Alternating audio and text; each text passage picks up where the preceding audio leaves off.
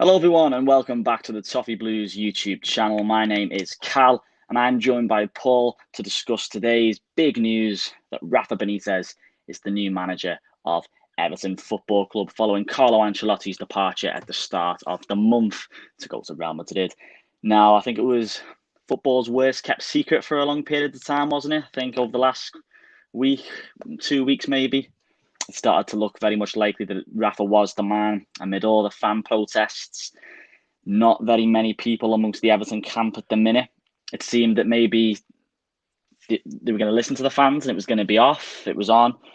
And now it very much is on because Rafa Benitez is the next manager of Everton. Paul, thanks for joining us on the stream. How are you doing today in light of this news? I'm okay, mate. I'm not angry. I'm not happy. I'm not even that emotional in one sense or the other. I'm just kind of more just a shrug of my shoulders type thing. I'm going, okay, then let's get going and let's see what this crazy experiment plays out like, because that's what it is. It's an experiment or a gamble. That's what the word we want to use, but it's just a very, very strange appointment, isn't it? And it's a very, very strange day for Evertonians, even though, as you've mentioned then, this has been in the pipeline for weeks and it's looked nailed on to be happening for at least 1 week. Now, when I saw his unveiling today, when it was announced in the middle of the afternoon, my brother Terry WhatsApped me a picture of Benitez with his suit on, with the Everton scarf around his neck, and it was jarring. That was the word. It was just kind of like, my God, there it is, Rafa Benitez in Everton colours, a sight I'd never thought I'd see, and a sight I don't think I'll ever get used to.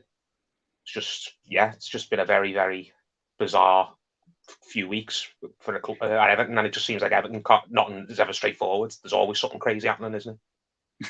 Yeah, and I think you made a very good point there when you said you were emotionless at the whole thing, and I think that's what a lot of fans feeling really is. You know, you mentioned there that the announcement came out today, but I think a lot of people had maybe, for rightly or for wrongly, accepted the idea in over the last week or so. So when the announcement was made, it was very much expected and underwhelming for a lot of fans. So I think that probably played into the announcement a little bit because there was always going to be a backlash. In terms of Everton managerial choices, you said there it's one of the more bizarre ones, but I can't remember an appointment in recent times where there's been so much uproar going into it. The protests at the ground. All the whole bedsheet gate, if you want to call it that, with everything that's been going on with all the things at Goodison and of course outside Rafa's home, or whether it was two or three doors up or down, we don't know. But there you go. There's been a lot of disgruntled fans, definitely. So, just touch on that before we delve into this all.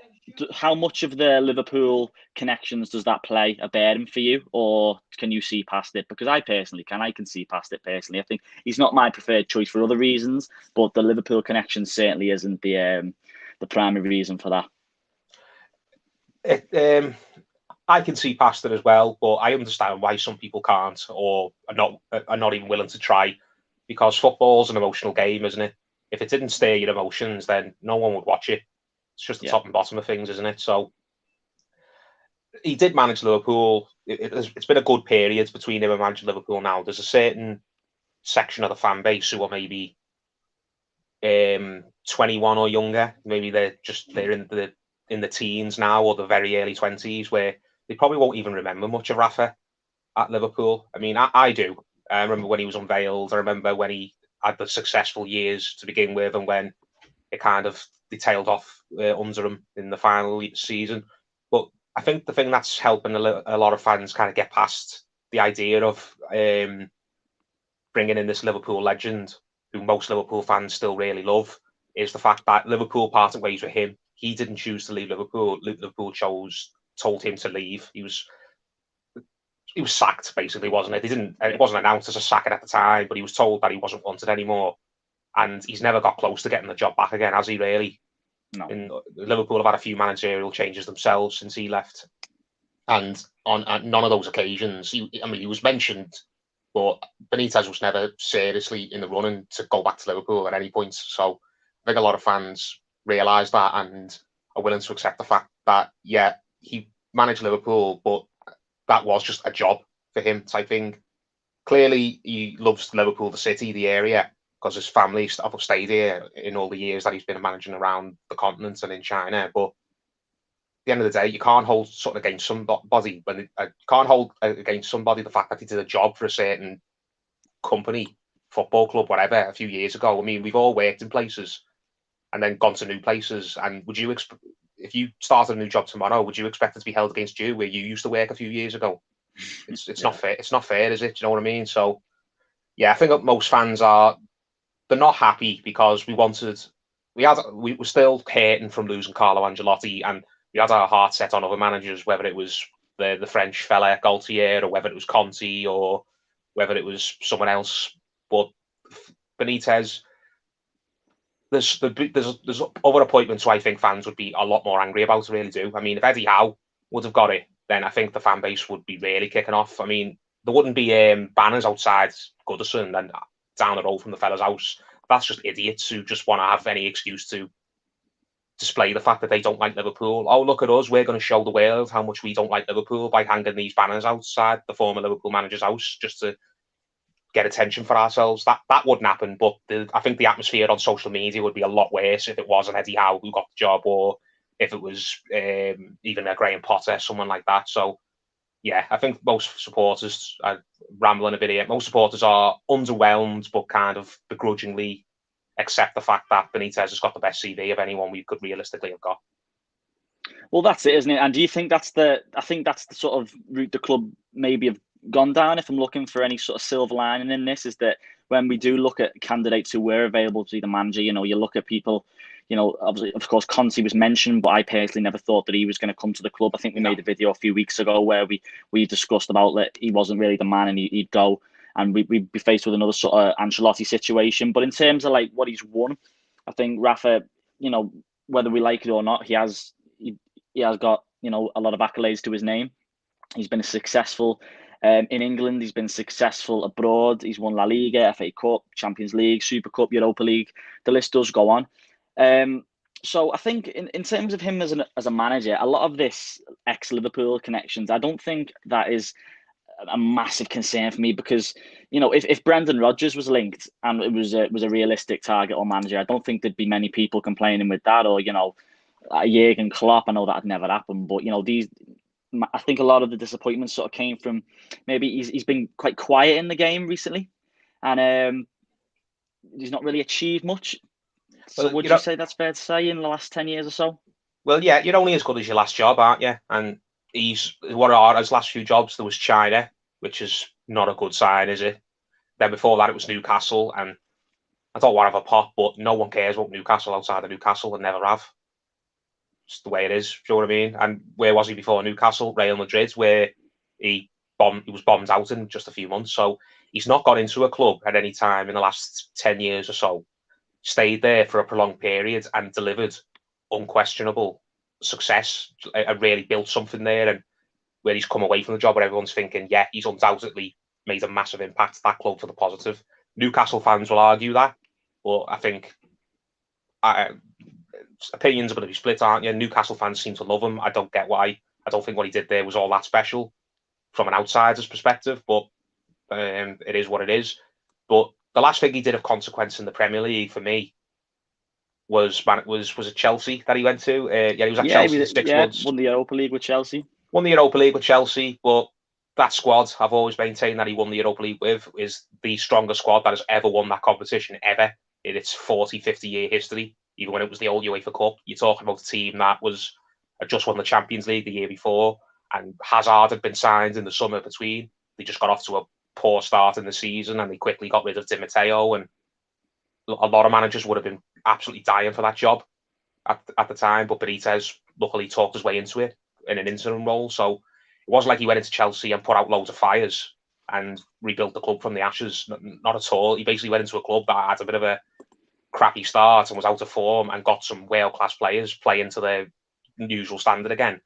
And when you get world-class players playing to a usual standard, is it any surprise that you win a cup that most world-class teams are not in? Do you know what I mean? I'd love to win the Europa League. I'm not trying to downplay that in that sense, that it was a nothing trophy, but he basically won a trophy that Chelsea were the overwhelming favourites to win when they dropped into it. So it's notable, but it's no way near as big as winning the league with Valencia or winning the Champions League with Liverpool. So Benitez, as you mentioned, then he's been quiet in the game in the sense that he's not really enhanced his CV with any of his last few jobs, has he? Other than arguably Newcastle, which as I've just mentioned, I don't think is all it's cracked up to be. Yeah, and I'll just to point out right now, we actually have ex-Everton, technically for the next few hours, Everton player Yannick Bolasie is in the comments. At least I hope it's the real Yannick Bolasie. Says, yes, lads, hope you're all blessed. Let's just hope we start well now and keep kicking on with this season. So Yannick, if that is the real Yannick Bolasie, thanks for watching. And yeah, it's nice to see ex-players. There's a lot of people do want to see Rafa succeed. And I think a lot of Evertonians do want, we all want the club to succeed. I know a lot of people haven't really been, blown away by this appointment. But, I just sort of want to move on now from the whole, reaction to Rafa. And I think it's fair to say that now we need to get to a point where we start looking forward. And, Rafa's the manager now. The whole manager hunt is over. And whether we like it or not, Rafa Benitez is the manager. So just on that, what sort of character are we getting in Rafa Benitez? I think we're getting a hard worker. I think he's committed, motivated, thick-skinned. Let's not forget that a lot of he's definitely took a lot of stick, hasn't he, in the uprun to this job. And I think no one would have blamed him, but I think a lot of people would have probably been happy if he did pull out of the race. But no, he stuck to his guns and he's came in. And do you think he'll have something to prove? Well, obviously he's got a lot to prove to Everton fans and to the club, but do you think he's got a lot to prove in the Premier League as well, to prove that his best years aren't behind him? I think he has, but whether he feels he's got anything to prove, we don't know, do we? I think if he felt he had something to prove, he wouldn't have gone to China. Personally, True. Yeah. Good point. In terms of Benitez's personality, I don't know what he's like in a personal sense. I've never met him, and I don't know anyone who ever has. But as a manager, all his ex-players all say that he's a very, very cold man, in the sense that he's not an arm around the shoulder. He's not someone who, if you've got a problem, you can knock on his door and go in the office and have a chat with him, or someone who'll stop you on the training ground and give you advice and tell you what specifically he wants you to do. Steven Gerrard described him as frosty. That was his descriptive words, where it was just kind of, he's watching you all the time, but he doesn't specifically let you know that you're in his thoughts type thing. You just have to kind of assume that you're in his thoughts, and you have to really work hard if you want to get any sort of positive acknowledgement from him. And even when you do get that, it's not exactly the compliment you were hoping for. Same was said about him when he was at Inter Milan as well. One of the big reasons it went so bad for him at Inter Milan apparently was all the players there, the treble-winning team that Mourinho managed. They were all used to Mourinho's style, where Mourinho was very personable with them, and hugs and high fives and fist pumps, and in their ear constantly telling them what he wants to do. Whereas Rafa came in and was much more standoffish, and it was just a complete culture shock for all the players, and they didn't react well to his methods. But as I said, I think that depends on the group of players you got, whether that method works or not. It worked for Liverpool for the most part. Gerrard said, and he's right when he says it, he played the best football of his career under Rafa Benitez because he was desperate to impress him and let him and convince and make Benitez think that he was a player who he couldn't drop ever. And other players have spoke well about him. A couple of players at Napoli said that they wanted to win the cup that he won under them. The thing that fueled them was they were just desperate for Benitez to tell them they were a good team.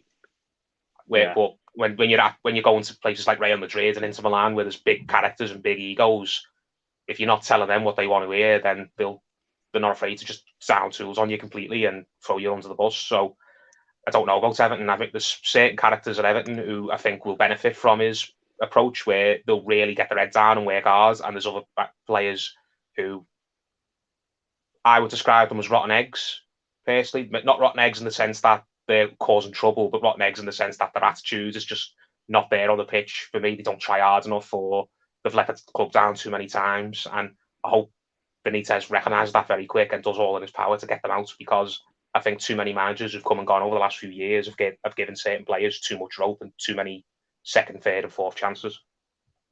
Yeah, absolutely. That's a good point. You mentioned there about his man management, or maybe even lack of man management. We're gonna touch on his priorities in a short while, what needs addressing at the club as a matter of urgency, pretty much. Of course, we are live on YouTube, so don't forget to give us a like and a subscribe if you haven't done already. Just looking in the comments again, it looks like it is the real Yannick Bolasie, so thank you very much for watching, Yannick. Yeah, hearing ex-Everton is going to take some getting used to. Well, yeah, I mean, maybe you never know, Yannick. Maybe if new manager, new start, maybe another 2-year deal. No, he's been Yannick's been released now. Yannick's yeah. Don't know if he's still at Middlesbrough. I'm sorry, I haven't kept up with you, Yannick, if you've signed a new deal to stay there or not. But I don't think he's on Everton's books anymore. But yeah, just on Yannick. Yeah, just on Yannick Bolasie while he is currently with us on in the live stream. Yeah, it was good to see him doing okay at Middlesbrough. You know, it was great to see him getting on the score sheet, and I think he really had an impact in that team. I have family up in that area of the world, and that they have spoke very highly of him and his impact. So it would be great to see if he can some moves to Teesside could materialise, but it remains to be seen. So Yannick Bolasie, thank you for watching. So let's move it into some of the other comments on the stream at the minute. Jeff 1961 says, I hold him calling us a small club against him. And I think a lot of people do. That is a big sticking point for a lot of people. Alfie Jack 1 says, didn't want him, but it is what it is now. I'll support the club same as usual. Booing him will just send us further back. Time to move on. I agree with that. I feel like we're not in any position to really start. The fan base is divided enough as it is, I feel like. And it's going to be difficult to get everyone singing from the same hymn sheet. But if we want to make progress and improve on last season, then, we are going to have to all stick together in a way and see what comes of it. But Erwin Koeman says, I think Rafa can do well. I will back him, but I think others will find it difficult. Yeah, that's the thing, Erwin, isn't it? It's a case of getting everyone, pulling in the same direction. And a controversial appointment like this, it's never going to be easy to do that. So it remains to be seen how we get on. But, his first game will, as it stands, be on the 26th of July in the semi-final of the Florida Cup versus Millonarios, I think.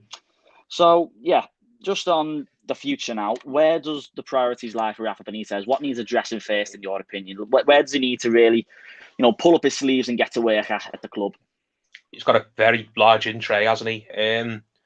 It's just improving the squad, isn't it? Which is, I think, the first priority for almost every manager when he starts a new job. He needs to decide very quick who he thinks he can get a tune out of going forwards and who he thinks he can tell Marcel Brands that he doesn't want, and we should try and get moves for them.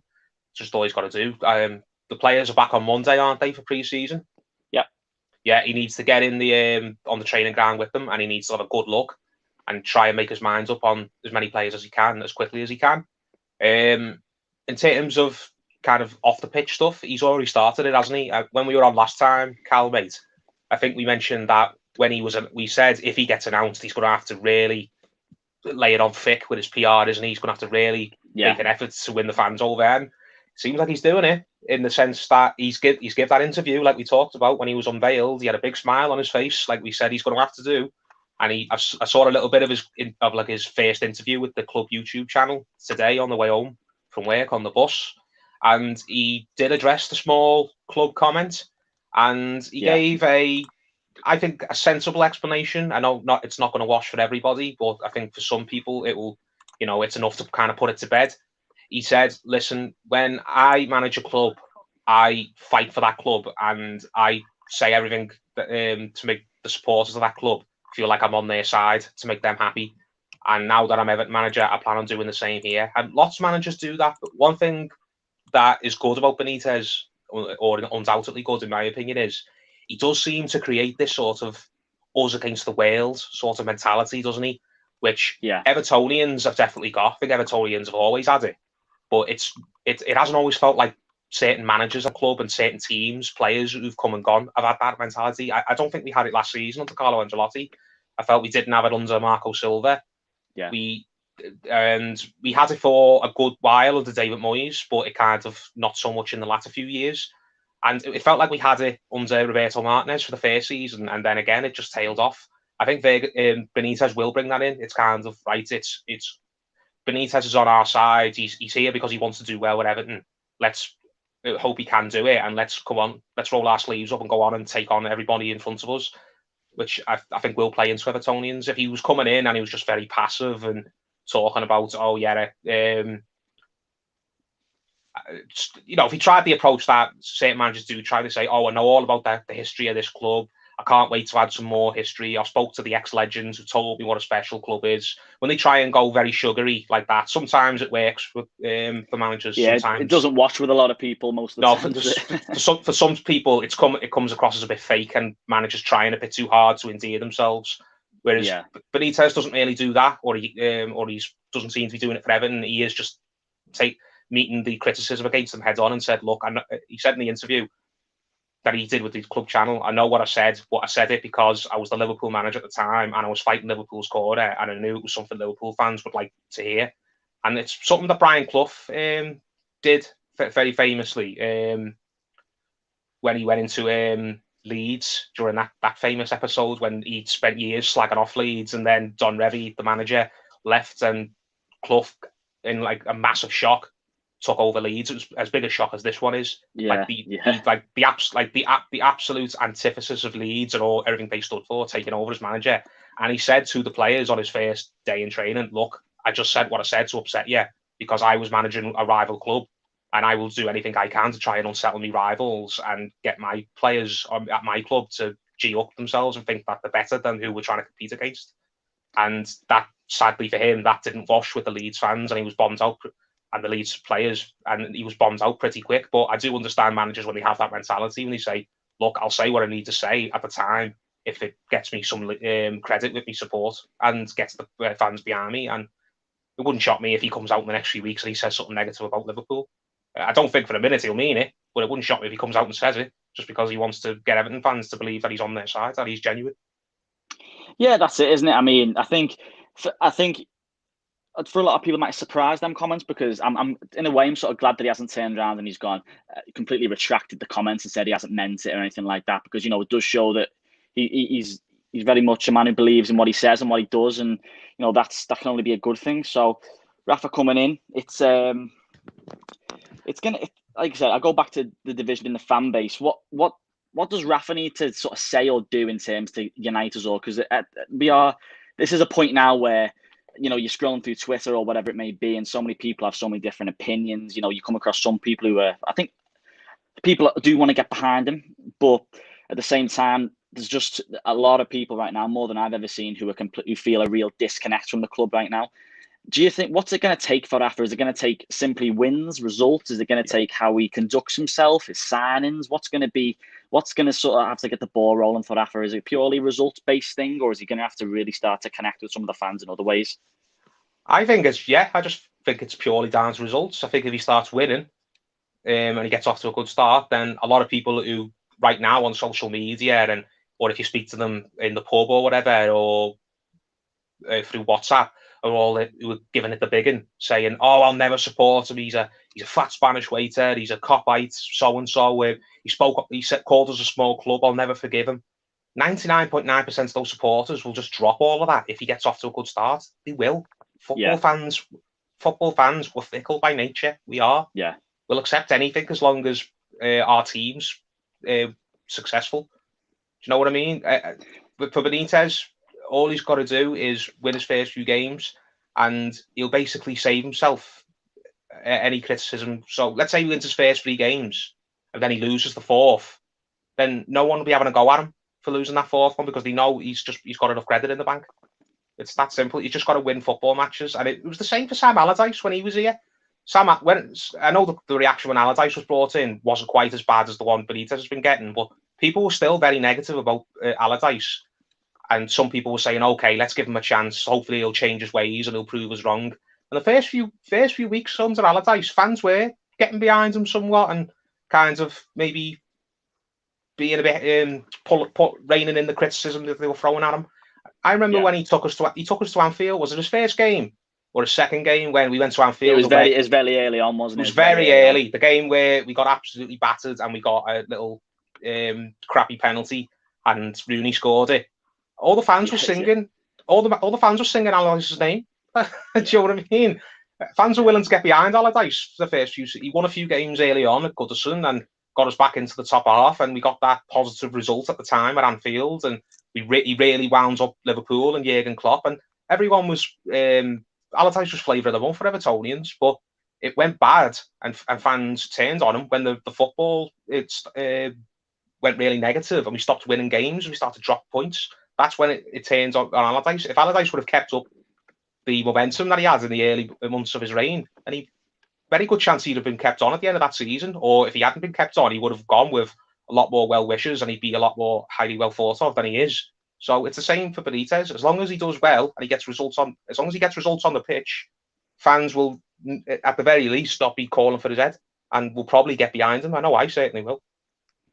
Yeah, this is it, isn't it? I mean, we mentioned earlier on the stream, when you look at the list of managers who was linked, no one really, it wasn't a list of like exclusive managers. No one who was ever going to really, be that Carlo Ancelotti-esque announcement, because when that happened 18 months ago or however long it was, a lot of people were so, the excitement was mad, and with Benitez and whoever it was going to be, it was never going to live up to that. I think we've mentioned that in previous videos, that it was always going to be somewhat of a downgrade. But do you think the direction the board have took with this is they've tried going for like a little, as much as they possibly can, without sort of shaking things up too much? Do you feel like there's some similarities in Ancelotti and Benitez?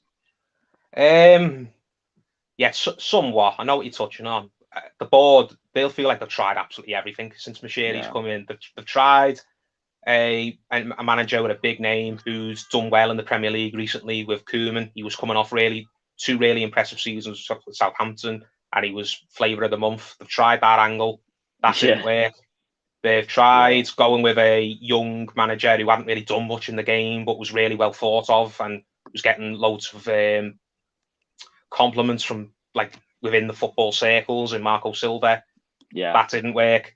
They've gone with a legendary manager who's won every trophy you can think of, and there's a very good argument to say that didn't work either. I know we were all sad that Ancelotti's gone, but would anyone have taken 10th in Ancelotti's first full season? No, they wouldn't have. No, so certainly not. So they'll be feeling, right, we've got nothing to lose now.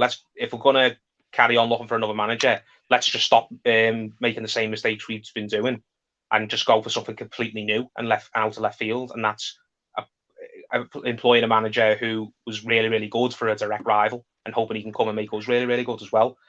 You can tell, though, the board are split on it. I will mention this because the last few days before the appointments, all the articles that have been leaking out, like from Paul Joyce and from Dominic King and a couple of ex-players in the media, have been speaking out against it as well.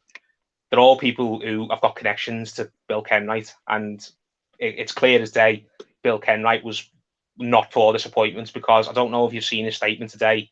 It's only 36 words, and it's just very, very bland. Like, I welcome Rafa Benitez to Everton Football Club. I hope he can bring us success. Just something very, very. It's like something the secretary's typed out in 2 minutes. I've got it up here right now. Paul Bill Kenwright says Rafa Benitez is joining Everton Football Club at an exciting time. On behalf of the board of directors, I wish him well in achieving success for our football club. Success our supporters long for and deserve. Yep, 3 lines long. Which I wish him well. That's not exactly the words of somebody who was all for this, was it? Do you know what I mean? No. But I think what's happened is Farhad Moshiri had, and fair play, it's his money at the end of the day. It's essentially his club. He's the one turning around saying to whoever, whether it's Kenwright or whether it's to Marcel Brands or whether it's to Denise Barron-Baxendale or whoever, he's the one. He's clearly turned around and went, right, I've had enough of taking everybody's suggestions and having loads of different ideas in my head. I'm just going to do what I want to do. I don't care what the fans want. I don't care what you want or what you want or what ex-players think or what pundits in the media think. I'm doing what my gut is telling me to do, and everyone else could just get on with it, which is the sort of approach that Roman Abramovich got at Chelsea, isn't it? And there's probably other examples as well. Perez at Real Madrid, that sort of dictator figure. It's probably not the right word, but it's the only one I can think of, where it's kind of, I'm the one who decides everything and everyone underneath me can just get on with it because I'm not changing my mind. And that's fine if your decisions end up working out like they usually do for Abramovich, but if it all blows up in your face, you're the one who has to take all the blame. But to be honest with you, I'm kind of glad that Moshiri is sort of puffing his chest out and is willing to do that now. I think he should have done it from the first day he walked into the club, because it just seems for the last few years since he bought in, and started investing, that there's just been too many voices in the room, and there's just been a lot of muddled thinking. It just seems like everyone's kind of got their hand in and putting their opinion across to him, and he's kind of just been kind of he's trying to keep everyone happy type thing, whereas he's just decided now, right, I don't care how much controversy this causes, I think it's the right decision, and I'm the one who's paying for it, so I'm the one who's going to do it, whether people like it or not. Yeah, that's it. I mean, got Mashiri's quotes up here. He said, Rafa impressed us greatly with his knowledge and experience, but above all, the passion and hunger he showed to join the club. We are appointing Rafa because we believe he will bring success to our club and to Evertonians. To put it simply, we need to be competing at the top end of the league and to be winning trophies. Rafa is a proven winner with huge experience in coaching internationally, and we have secured the best man to achieve that for us. So, going off that, it's looking very much like this decision is based off track, CVs, if you like, if we're going down that route, what he's won and what he's sort of like, if we're going off that. It's not yet purely CV and qualifications, not emotion. Emotion has been completely put aside by the looks of things with all this. And I think that's maybe where Ken Wright and Mashiri maybe aren't seeing eye to eye on this, which is implied through his comments. But, just on the whole reaction with Mashiri and everyone coming out, a lot of noise, not so much now, but at the time when this broke earlier this afternoon, a lot was made of the lack of presence in Marcel Brands in all of this, which obviously sent everyone into a bit of a tailspin because there was a lot in this whole, soap opera of the whole managerial hunt. It was very much made that there was Marcel Brands wasn't really given a say, and this was perhaps reflected through the announcement. But, since then Everton have sort of, in a few hours after that, Everton did sort of come out and they did reiterate Brands' pledge to support Benitez. Just on the Brands thing, where do you think or if any, do you think he's had much of a say in this? Or like you said before, is this very much a Mashiri-based decision without Brands' input? I don't think Brands has had much input at all, really. I was concerned when I saw that earlier on when Benitez was announced and Brands wasn't in any of the photos and there was no statement from him. I know subsequently a statement has been issued, and apparently the explanation given for why he wasn't at the training ground today for the unveiling was he's quarantining because he's been away on business. I wonder what that business was. Hopefully it was something transfer related. But I think it's clear as day now. Marcel Brands does not decide who the Everton manager is, and he probably hasn't got any input in who the Everton manager is. And that was the same before this appointment. It was probably the same for Ancelotti. And, well, of course, it wasn't for the case for Marco Silva because they both arrived at the same time. But it's just Marcel Brands is the director of football, but clearly picking the Everton manager is not a responsibility that he's delegated, which is unusual. You'd expect that's probably top of the list of responsibilities for a director of football.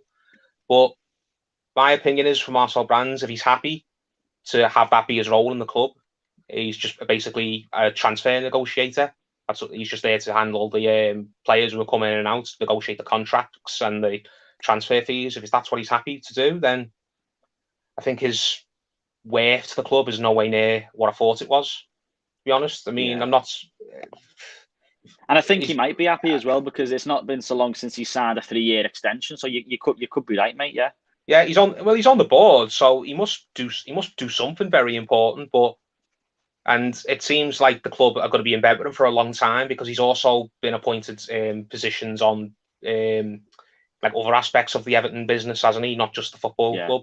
So it's clear as day. Marcel Brands is in deep with Mashiri and isn't going anywhere, and he's happy with what his current role is. But it means that he's not as indispensable as I thought he was, because directors of football, they're even harder to replace than managers these days to get a good one.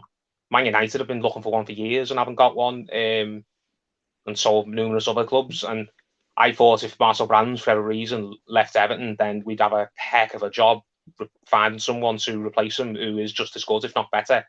But if he's not even doing what many people consider a director of football's main task, which is communicate constantly with the manager, and if a manager ups and leaves, identifying and interviewing a new one, then he's not as clear. Yeah, as I said, he's not as important as we all thought he was, because I think there's a lot of people who the club could go out there and find who could do all the negotiations for us for transfers and do a good job of it as well, without having to be handle all the other stuff like the academy and whatever it is Brands' responsibilities are. If Brands went tomorrow, I think we he could go out and find someone who's really, really good at identifying players and doing business deals for us. There's loads of them of knocking about, but there isn't many directors of football who are any good, at least.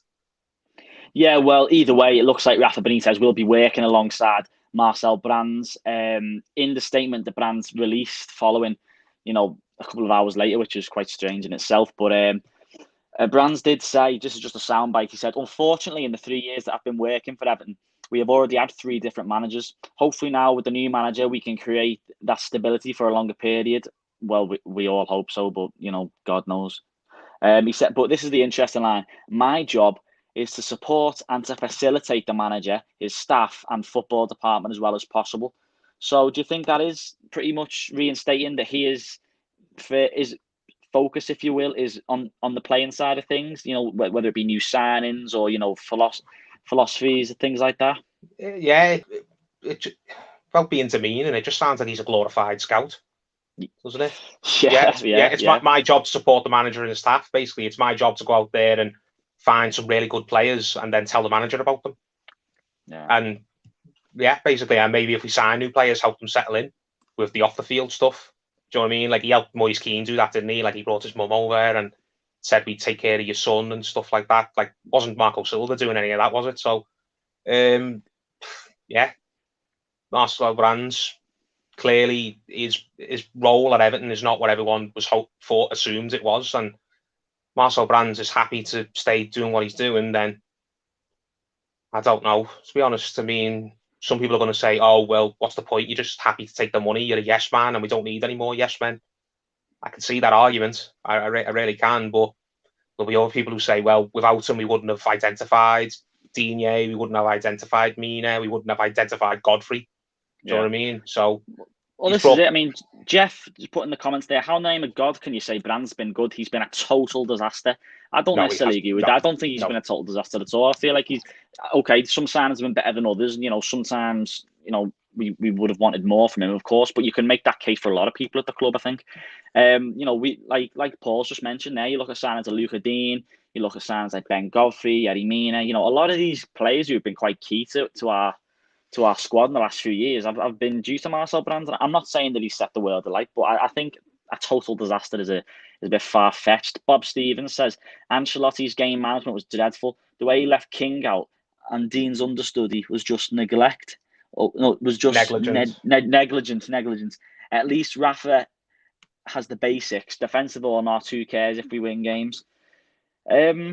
Yeah, I mean, obviously we saw the quote earlier in the week about Josh King, who you've just mentioned there, Bob. He was quite vocal in how Ancelotti had been treating him. So earlier on the stream, Paul mentioned how Steven Gerrard said in the past that Rafa Benitez was frosty. So we could in terms of man management, we don't know what we're sort of getting. It remains to be seen. Jeff again said, how have we progressed since he's been here? I do get this. Me as well. But Jeff, it's not Marcel Brands. That can't be solely on Marcel Brands' shoulders. No. Like the whole have we progressed as a club. I feel like this. We've just said before, he's mainly, from what we're gathering anyway, if this managerial appointment's anything to go by, he's very much responsible for the sort of players that we're bringing in. The sort of big mistake, if you will, for Marcel Brands, for me, the one that sort of leaves me a bit perplexed to this day, is probably the Iwobi signing. For me, that's probably his one sort of questionable thing. But he's brought in the likes of Godfrey, as we've said, and Yerry Mina. Would you say Richarlison, was that pretty much a Marco Silva sort of signing? I think that was a Marco Silva signing, the same way Rodriguez and Alan were Ancelotti signings. But Decore's another one. Decore, Brands been scouting him. He made it known that he'd been scouting him in the past. So Decore, one of our better performers. True. Yeah, I get why some supporters are not enamoured with Brands, but for Jeff to basically lay all of our problems at his door, that's not fair. You'd say, how have we progressed? The main reason we've not progressed is because we've gone through different managers during that short period. And it's not Marcel Brands' fault that Marco Silva was the unluckiest manager in the history of English football. It just seemed like everything that could possibly go against them would always go against them. It wasn't his fault for that. And it wasn't his fault that Carlo Ancelotti talked about being here for years and helped take us into the new stadium. And then the next week, just up and left us out of the blue. So you can't blame Marcel Brands for the turnover of managers. He's signed players who some have been good, some have been bad, but most of them, I'd say, have been good signings. A couple of really, really great signings, but most of them have been good, or at least not terrible, not bad. Like on a scale of 1 to 10, I'd give Marcel Brands a 6 or a 7 in terms of how he's done over the 3 years he's been here in terms of improving the squad. But it's not his fault that managers, like someone points out in the comments, don't use the players that he signs for them properly, or some players get injured and then never recover, like Andre Gomez, or the fact that some players just come in and get injured before they've even done anything, like Gabaman, which basically threw all of Marco Silva's plans out the window. So no, it's not fair to basically take it out on Brands why the club hasn't gone forward since he arrived. He's gave it his best, and without him, we'd probably be a lot worse off. Yeah, I think, you mentioned there how it doesn't all stop at Marcel Brands' door. I feel like the blame has to be equally shared, and we've been unlucky with the manager. I feel like we just need stability. If we're going off Brands' comments about the Rafa appointment, he's basically saying that, look, we want some kind of stability now, because Marcel Brands has been here for 3 years and we've had three different managers. So Marcel, he's made his thoughts known that he wants some stability, and then maybe we can start pushing on. Then we're in no position at all to be even thinking about top 4. In my opinion, I feel like we just don't have the squad for it. I feel like now that the managerial things is done, now we need to start working towards sorting this god awful squad out and getting some quality in. Just on players, how much of an impact do you think the Rafa appointment's going to have on issues such as Rodriguez and maybe even Moise Kean? I don't expect to see either one of them at Everton next season. I think the decision's already been made there, or the horse bolted, or the goose is cooked. Moise Kean, I think, doesn't want to be at Everton, and never really in his heart ever wanted to be at Everton.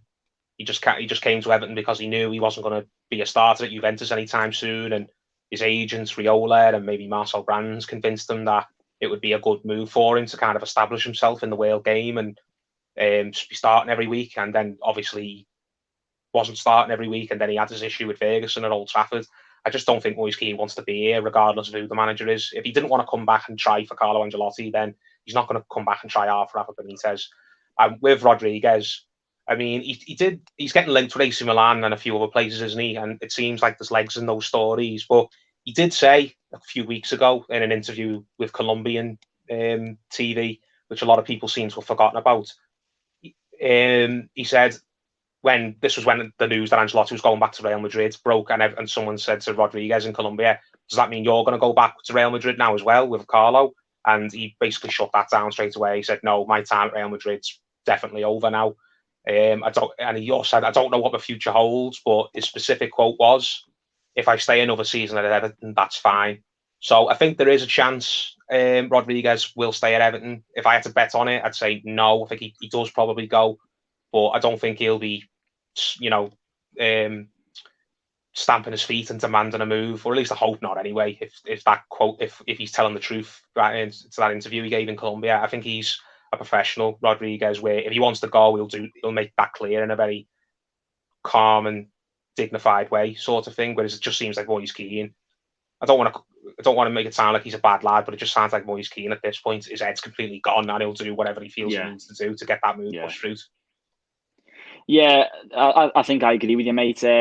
Moise Kean, I think that ship's well and truly sailed. I think we can just put that one down to something that just didn't work for the club, it didn't work for him, and we move on from that. It's disappointment with so much prospect. That's someone that we did bring him in.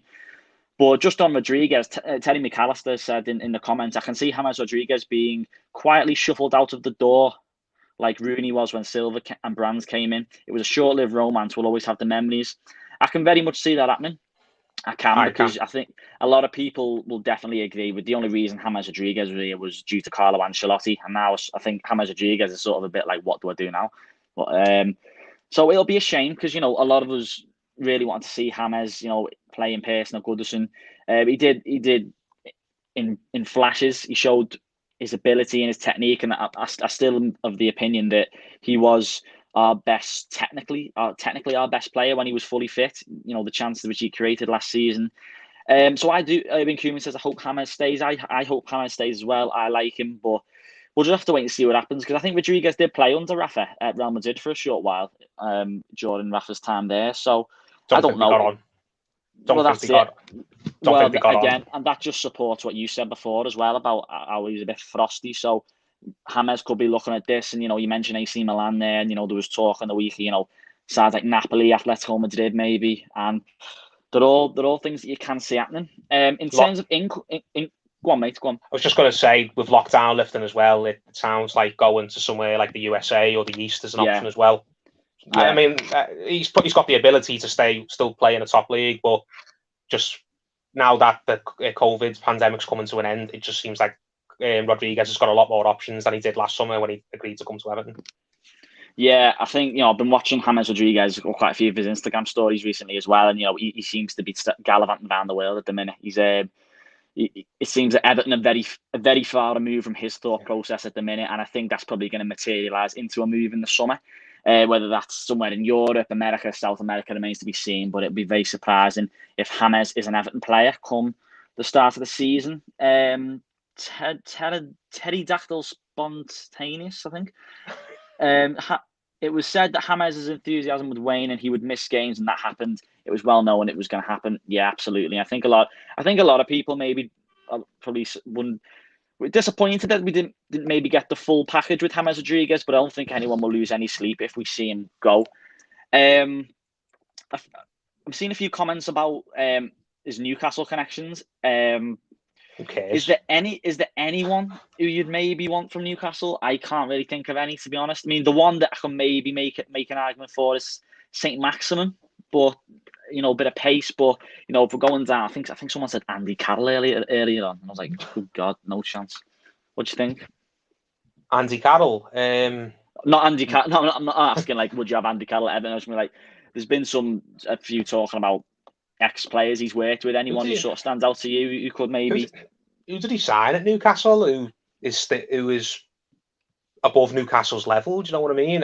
Someone's asking in the comment there. Not that I'd want him ever, but someone said, did Almiron sign for Newcastle under Rafa, or was that afterwards? I think Rafa got Almiron, but he's very similar to players we've had in the past, like Walcott, just all pace and no end product. Saint Maximin is a really great player, but I don't know how long he's got left on his contract. So even if we wanted him and he was willing to come and join back up with Benitez, would Newcastle just be asking for money that we can't afford to spend on one player because of FFP? Jamal Lascelles was a player who was really rated and well thought of a few years ago when Benitez was there, but since Steve Bruce came in, Lascelles just seems to have dropped off everyone's radar. I remember at one point we were getting linked with him and everyone was bang up for it, and there was talk of him getting a call up for England, but he seems like he's a million miles away from that now. Who else is there? Dubravka, the goalkeeper. Was he there under? I think so. Rafa? Think so. Yeah. I know he's not had a very good World Cup just gone, but I think Dubravka would be a good squad player. But will Benitez even remember him? What will Benitez? That would be interesting. What does Benitez want to do about the goalkeeper situation? Because Pickford's obviously going to stay the number one, isn't he? Given his form at club level and international level. I know pundits on the TV and in the media, in the newspapers, have been making out like Jordan Pickford's been terrible for Everton and good for England all of a sudden, but he was really good for Everton in the last 6 months of last season. But Jordan Pickford's going to be staying in as Everton's number one. But Robert Olsen had a really good tournament as well, and Robert Olsen's apparently pushing for a move back to Everton, and Ancelotti seems very up for bringing him back. He was a player who Ancelotti really rated and liked, but now that Ancelotti's gone, is Marcel Brands going to want to go and look for another goalkeeper? Are we going to go look at Romero again? Are we going to ask Rafa if he's got any suggestions? Or are we just going to go with what we know and go back for Robin Olsen after all? It's interesting, isn't it? But players at Newcastle, other than Saint Maximin, there's no one jumping off the top of my head at all where I think, you know what, now that we've got Rafa, let's go back to Newcastle and try and pinch that player because they'll want to join back up with him rather than stay there with Bruce. There's just no one at Newcastle who stands out for me. No, I think I agree. On the playing situation, it sort of remains to be seen who is going to be coming in. I think now that the manager situation is sorted, I do anticipate that over the coming weeks that the attention will very much switch to incomings player-wise. I think a a lot of people's lips at the minute is Denzel Dumfries, impressive fullback for the Netherlands, who we have been linked with because we know that's an area of the pitch that we need improving. Just on, we take a step back and just look at Rafa's appointment as a whole. He signed a 3-year deal. Now, should everything go to plan, 3 years' time is due to when we are meant to be moving into the stadium at Bramley-Moore Dock. Do you feel like this appointment is very much a 3-year steady the ship, get us stable, get us fighting in and around European positions, qualify us for Europe? A trophy would be amazing.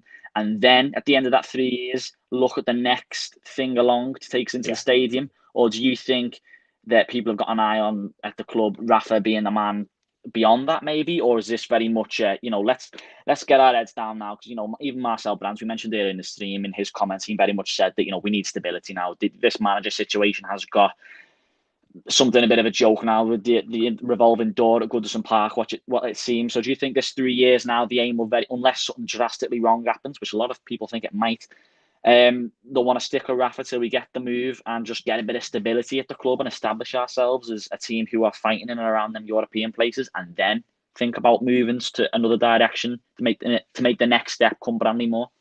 Yeah, I don't think Benitez is going to be the manager who takes us into Bramley-Moore. I think the absolute maximum amount of time Benitez stays is that full 3-year contract. He could very easily go well before then for all the reasons that you've just mentioned. But even if he does well, or what people consider to be doing well, where he gets us back into the top 6 or 7, or he picks up a trophy here and there, I don't think it's set up for him to be staying long term, because you've got to take his age into consideration as well. He's 61, isn't he? And managers, when they reach that age, don't really put roots down, but he's had roots in Merseyside for years. But managers who are in the 60s don't tend to stick around at jobs for long periods of time anyway, do they? Unless they've already been there. Benitez is not going to come here and stay the course of a 5, 6, 7-year project like everyone was hoping Marco Silva would, or we probably deluded ourselves into thinking that Ancelotti was going to do. He's going to be here for about, at best, about 3 years. Sign a 3-year deal. Maybe you might get an option of an extension and go into a 4th one at the very most. But I don't think he'll be the manager who takes us into Bramley-Moore, because when's it due to open? 2024, 2025? I think so, yeah. Yeah, summer of 2024. Yeah, I think by then, hopefully Everton would have kicked on a little bit and will have stabilised and will be a more appealing project or a more appealing job to managers who are available at the time. Hopefully when things calm down and everyone stops looking at us as this basket case club where managers just come in and out really quick.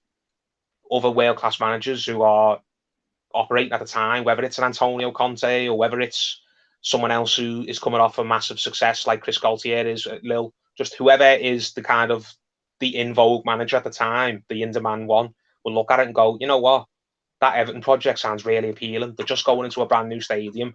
They're in Europe. They've done well in the Cups recently. I think I can go there and build on what Benitez has been putting down for the last few years. I think that's the best case scenario. I don't think Benitez is going to be here for the amount of time he was at Liverpool. No, not personally. And it's for a variety of reasons. His age, the fact that he's got the baggage, the fact that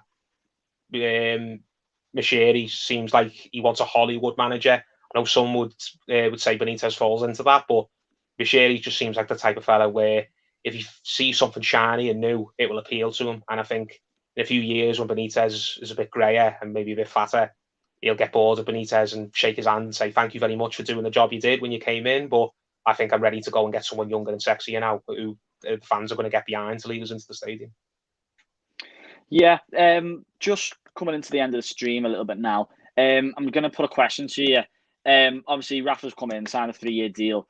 We're very much not of the opinion that he's going to be the man to take us forward long term into the new stadium. So just on that, for you, what will success be for Rafa in this first season? What will be a success? Will it be Europe? Will it be a trophy? Will it be just getting us stable and then start thinking about other things further down the line? What's success for Rafa then? In his first season, I would say top 8, personally, because considering how wrong it could go and how wrong everyone expects it to go and how volatile the situation is. I think just having a season where everyone gets their head down and nothing dramatic happens would be a success. I mentioned it last time we were on, Cal. I just think a dramaless campaign is what Everton need, or at least dramaless in the sense that fans are not ripping their hair out and going mad over anything. Like, let's hope that we don't get any big injuries, or there's no sort of really embarrassing defeats that has everyone really angry, or there's a player who gets sold or everyone's fuming about. Just have a campaign. It seemed like David Moyes would have these year after year after year, where it was nothing really terrible happened, but nothing really great happened either. It was just kind of, we won all the games people expected us to win. We didn't win games that no one expected us to win. We'd always finish somewhere in mid-table, definitely top half, well inside the top half. Back then, it was always 5th, 6th, or 7th for David Moyes, but the league's gotten stronger since then. Maybe somewhere like 8th or 9th now. I would love Europe. We all want to get back into Europe. That would be great.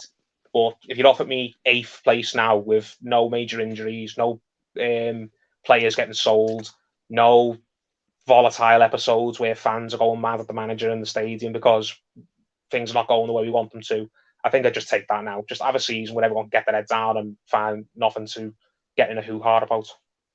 Yeah, great point. For me, obviously, I love Europe as well. I think for a lot of people, this time last year, we were expecting that last season would have been the season that we made Europe, and it'd be a very different picture. But we all know how quickly things can change in football.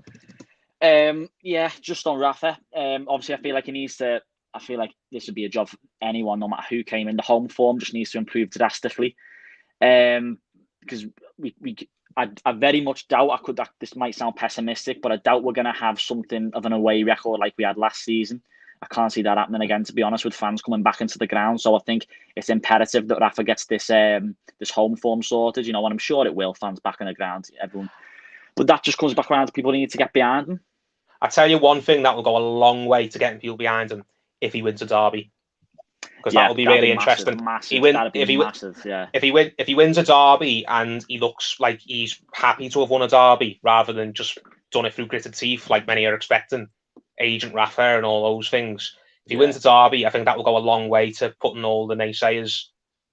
They will be left with nothing to complain to throw against him. They can't say that he's an effing cop like this, or he's a fat Spanish waiter who loves Liverpool. They can't say that if he goes and masterminds a victory over Liverpool, can they? They just what can they say? They can't say he loves Liverpool, because I don't think he has in all the years he's played Liverpool since he's left Liverpool with Chelsea or at Newcastle. Has he ever won a game against Liverpool? I feel like we would have heard about it. I mean, we could be wrong. Someone in the comments might know, but I don't think he has. I mean, I don't think he beat them at Newcastle. I can't remember whether he beat them with Chelsea or not. But it'd be interesting that if Benitez can win a derby and see what everyone's thinking afterwards, and what Liverpool fans will think of him afterwards. Will the traitor shouts come out? Will they take his flags off the cop? Will they stop singing his name, which they do occasionally still? What will Everton fans do? Will we come up with our own song for them? Don't know. So for you, is that the key to uniting the fan base and Anfield win? Could the derby, whatever it may be? Do you feel like that's the key to getting everyone on board? It's not like the be all and end all. It's not like he has to do that or he'll never get the fans on board. But I just think it would go an awful long way to getting them on board.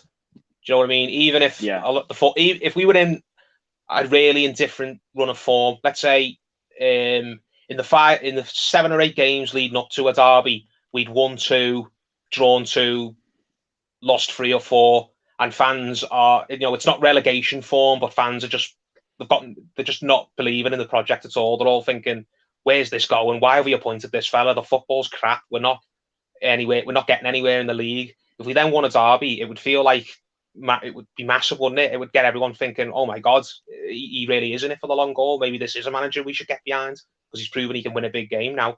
So if we went into a derby in a great run of form and then lost it, it would be really, really crap, wouldn't it? Because, Liverpool fans wouldn't let us hear the end of it. But I don't think that would be a reason Everton fans would turn on him.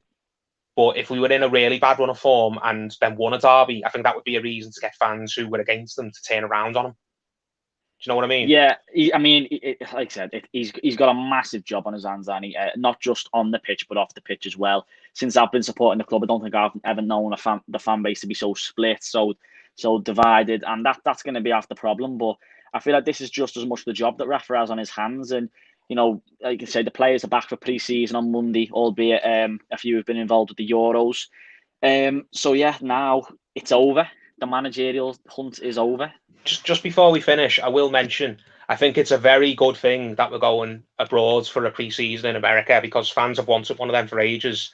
And it's just a chance for Benitez, after the dust settles a little bit, it's a chance for him to just get away with the players, get away from the heat, and just let the situation die down better. And if everyone sees him out in America with the players having a good time, you know, because I love it when we go to America and we play like American teams in pre-season. Yeah. When was the last time it happened?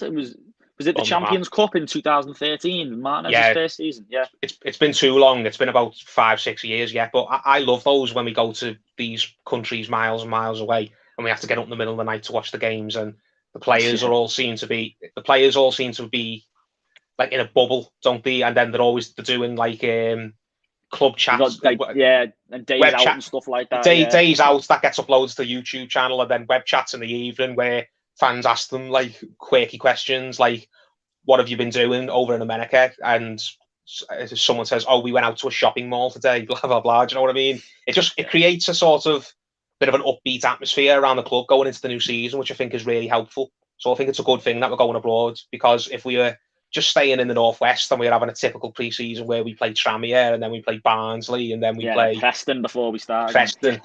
that just sounds depressing, doesn't it? And it just gives fans more reasons to just not be excited going into the new season. When we go abroad, and if we have a few glamour fixtures or we play some American teams and we get out there and we mix with the American fans, get a chance to meet the players and post all the pictures on social media, it will just lift the mood of everyone, I think, and that's be a really good thing considering where everyone's heads at the minute. Yeah, that's a good point. You know, I think right now, not just the fans, the players, everyone needs unity, and you know everything you've just mentioned there. This USA trip probably represents a good chance to do that. And you know, we mentioned earlier on that as it stands, Rafa's first game will be on the 26th of July. There's Millonarios in the semi-final of the Florida Cup. So it's a chance for him to, as of Monday, he's going to get to grips with some of these players this side, and we all want him to get the best out of the players. But like I said, it all remains to be seen. Even though the manager situation is over now, I feel like now a whole new kettle of fish opens now with the whole playing side of things, the outgoings, the incomings. But one thing's for sure is that we need to get extra quality into this side if we don't want another season like last season. But yeah, Rafa, massive job on his hands. We said before a season of stability probably wouldn't be a bad thing, just to get our heads straight and everything again. But of course, it'd be great if Rafa can get us to Europe or win a trophy or something, and maybe all is forgiven, or a derby win, and fans can quickly change their thoughts and opinions. So yeah, you got anything else to add on, Paul, before we wrap things up?